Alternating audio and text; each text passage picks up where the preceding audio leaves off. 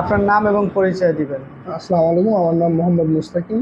আমি পাবনা পলিটেকনিক থেকে civil department থেকে এসেছি। সিভিল ডিপার্টমেন্ট থেকে ট্রেনিং জি। আসেন। আচ্ছা, ট্রেনিং আসার আগে আপনাদেরকে তো বলেছিলাম আমরা জি। AutoCAD 2D 3D max site supervision estimate শিখাবো। আপনারা ইতিমধ্যে কি কি শিখেছেন আমাদের এখান থেকে? যে আমরা এখান থেকে 2D AutoCAD 2D 3D max, এরপরে সাইট সুপারভিশন, এস্টিমেটিং সবগুলোই শিখেছেন? জি আলহামদুলিল্লাহ খুব ভালোভাবে শিখছি আমরা। ভালোভাবে শিখেছেন। পরবর্তীতে যারা আপনাদের কলেজ থেকে আসবে তাদের উদ্দেশ্যে কি বলবেন?